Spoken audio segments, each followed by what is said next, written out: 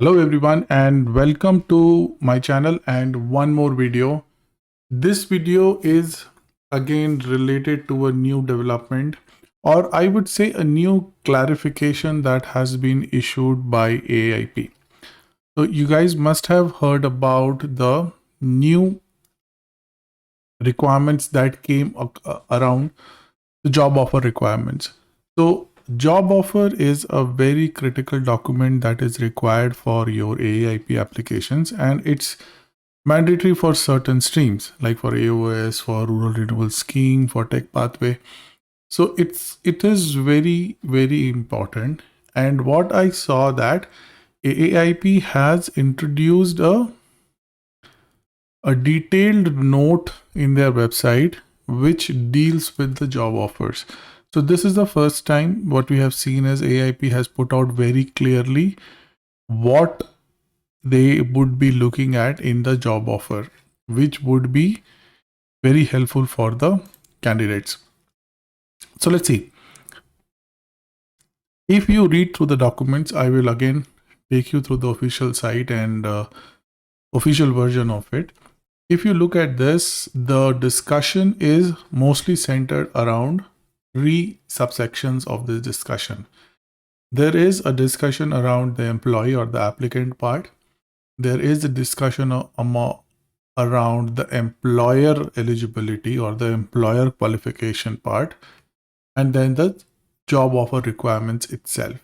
So it basically deals and very clearly points out what your responsibility as an applicant is, what qualifies or which employer can issue you the job offer, what are the necessary things they would be checking in the job offer, and then what should the job offer contain and what it should not contain. So these are the three things that we will be discussing in this video. As you might have seen, I have not done any kind of housekeeping in this video. So if you want the link of my channel and WhatsApp group, watch my last video. I am not covering it in this particular video. Okay, so let's go into the details. So this is the link for the Alberta job offer and employment requirements, which came out very recently. I would say this is more of a clarification than a new development. This very much sounds like something AIP must have been doing behind the scenes when they were processing our applications. It's just that they have very clearly explained that what they need and what they are checking into the job offers, so that we are also very careful. Okay, so again, as I said, this discussion is around three different topics. First is your responsibility or your applicant or a candidate's responsibility, then the employer requirements, and then the job offer requirements. Read employer requirements as something like an employer qualification or who can give you a job offer. Okay, so the first section deals with your responsibility for applicants who are required to have a job offer. So this applies to candidates who need a job offer. Again, not all AIP streams need a job offer. There are certain streams, like for example, occupation in demand and family, that doesn't need a job offer. AIP will send you a nomination and then you submit your application. Sorry, send you a interest NOI and then you apply. So that is how some of the streams work, but for a majority of streams the job offer is required. Okay, so that is what it has. Let's read it like as we would read a legal document.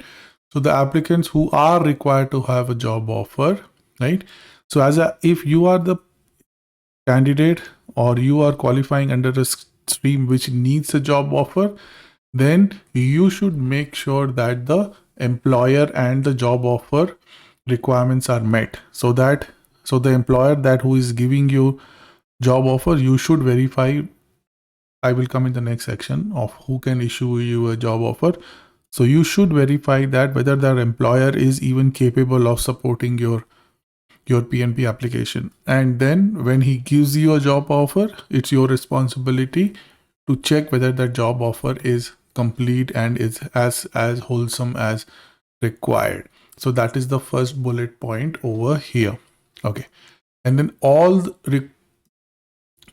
once you have the job offer and all the other required documents, you submit all the documents with your application. So this is your responsibility. So you cannot say that, oh, I don't know about the job by the employer qualify or doesn't qualify is not my lookout. Yes, it's now your lookout. You would be somebody who will be responsible for this.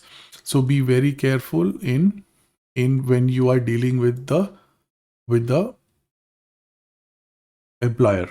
Okay, so this is your responsibility to make sure that the job offer is valid and job offer is correct and the employer qualifies.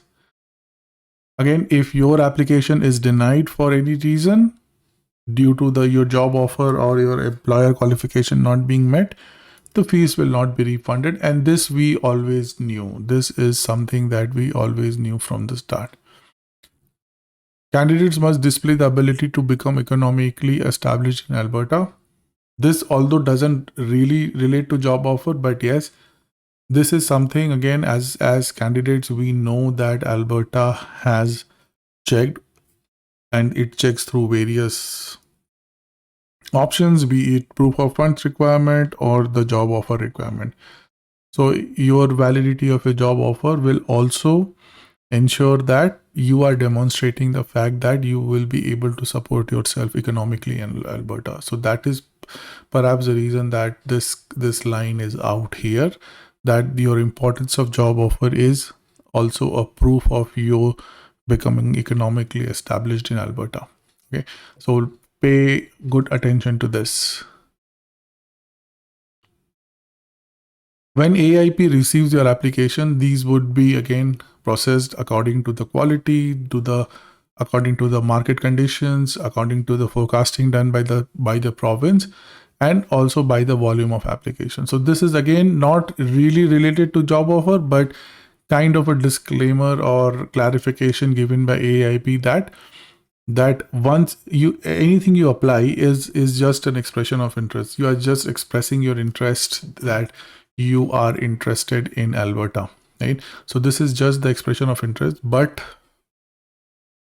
it would be processed by AIP according to your quality of your application, the labor market condition, the forecasting that they do, and any kind of volume and other factors that AIP might decide. Okay, so this is basically your responsibility and the disclaimer provided by AIP. Okay, next section is kind of a bit critical and a new development in this. I would say, again, not a new development, but a new information that came out, which will help us in deciding whether the employer is eligible to participate. Right? So any employer who is providing you a job offer, he must be able to demonstrate that obviously the business is legitimate. They are providing good a service in Alberta. So they are doing business in Alberta. They are doing a legitimate business in Alberta, and the position that they are giving to you is as per their requirements or business needs. Okay? And once they give that information, once they give you a job offer, they also kind of sign off on the fact that they would be able to satisfy their part of job offer commitment. So for example, providing you with full-time job, providing with you salary, providing with you minimum wage and things like that. So any employer should be able to satisfy that he's running a legitimate business and the offer is also genuine. So this is what the overarching statement on employer is, right? Again, then comes some of the technical details on that Alberta employer. So that Alberta employer must be incorporated or registered either in Alberta or somewhere in Canada, and it should have a operation or a place of business in Alberta, right? So it should be operating a place of business in Alberta. It must be in continuous operations for at least 2 years. So it's not something. So all those fly by night employers who think that they can establish a company today and start sponsoring from tomorrow, those people are not eligible. They should have been in operation for 2 fiscal years. They have a place of doing a business in Alberta where people normally go and get the work, and they demonstrate the need for the position. So they should be able to demonstrate that the position that they are offering is genuine and is supported, say, by a work permit or any kind of any kind of document which shows to them that this is the position that they are trying to fill, and not being able to do that, and that's the reason they are sponsoring or they are giving you the job offer, right? So this is the need for position. So they should be able to demonstrate the need for position. So the way I read it is in the way that if your employer is giving you a job offer and it's also supporting you with a work permit. So for example, if your employer is giving you a job and he's saying that, okay, hey, I cannot wait till your PR is being processed, so why don't you come over on a work permit and start working, and in the meantime your PR will be processed. So that is kind of a very idealistic scenario where the employer has very clearly demonstrated that they need this position. The position or the work that you would be doing is absolutely needed, because they didn't just give you an offer letter and waited for you to come over, right? Because in that offer letter they would be stating that you are a critical person, this is the salary that they giving you, you are important for the business. So that is what you should be able to demonstrate, the employer should be able to demonstrate. Okay? There is one more restrictions that's added to the employer qualification, is that they must have made reasonable efforts to fill the position with a Canadian citizen or a Canadian permanent resident. So this is again a new detail that came out, where it says that the employer, before giving you a job offer, should be able to demonstrate that he or she has made the reasonable effort to fill that position, and the fact that they were not able to fill that position is the reason that they are giving you a job offer. They are giving you a job offer. Okay, so that's the demonstration, or that's the onus is on the employer.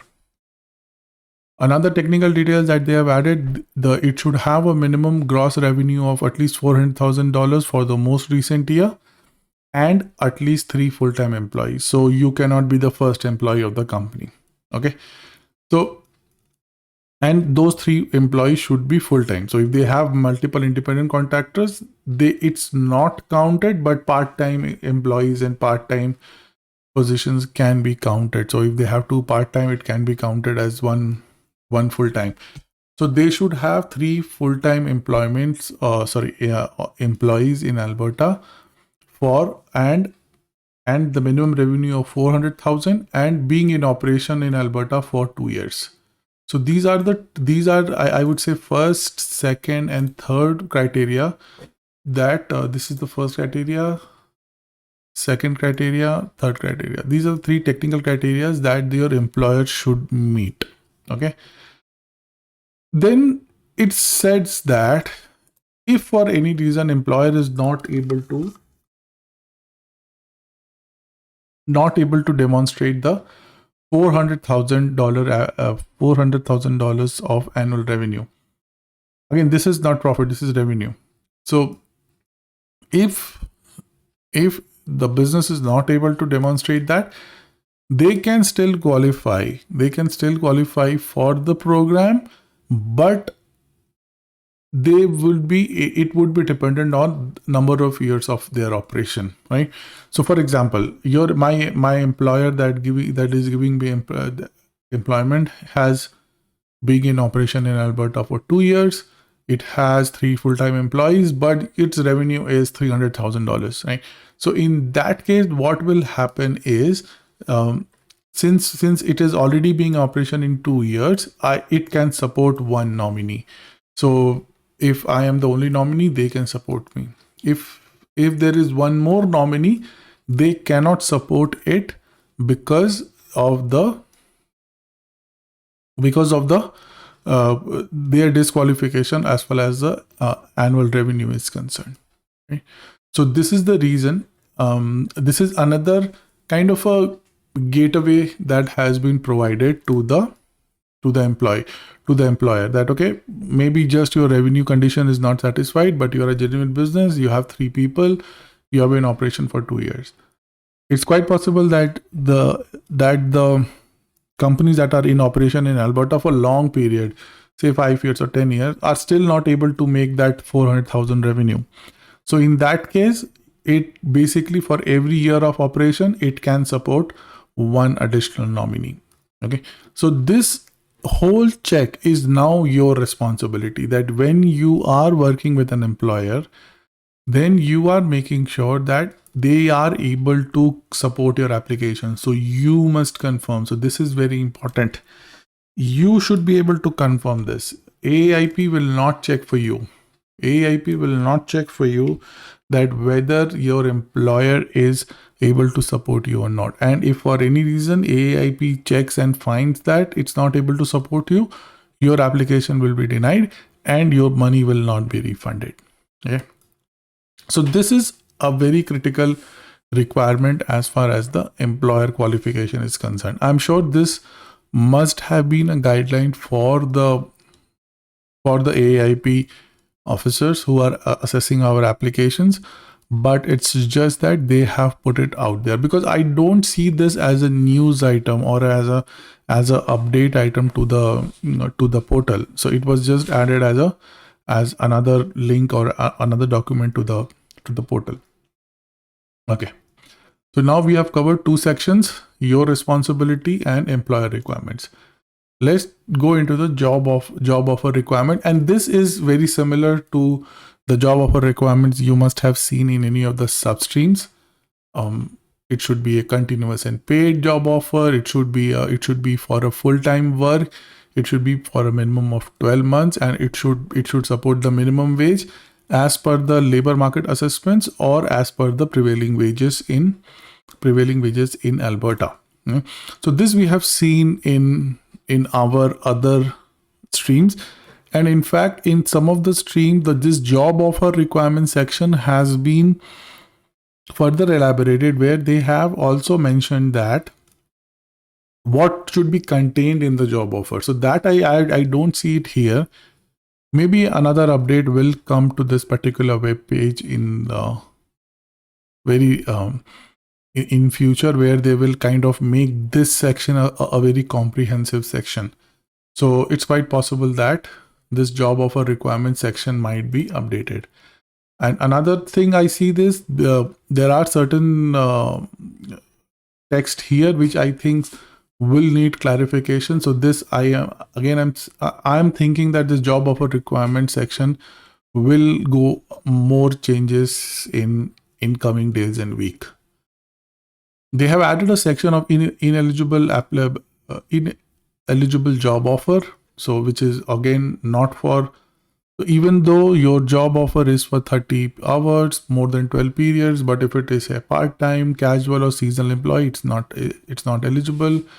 It should not be for independent contractors or business owners, and it would not be for those people for any kind of home-based business. So it's not for, so even if your employer is satisfying all the conditions, but it's working, it's a home-based business, it will not be allowed. The job offer will not count. One section here that I see, it says that this applies to Alberta rural community and streams. So this basically applies to those streams for which job offer is mandatory, and this is what we know. Again, there are certain streams in Alberta Express Entry stream which don't need a job offer. So I think that is the reason it's kind of added a distinction. But the way this paragraph is phrased, I think this will need more clarification. Number one, I see this. They started off with a bracket but never closed this bracket. So it looks like this is kind of a drafting kind of a issue. So maybe they will clarify it, and once they fix this drafting issue, they will probably add more clarifications. Again, the job offer would not be eligible if you are not working in Alberta or you are working remotely from Alberta. This job offer will not work for you for the streams in which job offer is required. Now, in my WhatsApp group and in other channels also, I have given a clarification on the job offer, that what counts as a job offer, what doesn't count as a job offer. So you may want to. This is what I wanted to discuss in this particular video. If you have any questions for me, reach out to me and I'll try my best to answer your questions, and all the best. Thank you.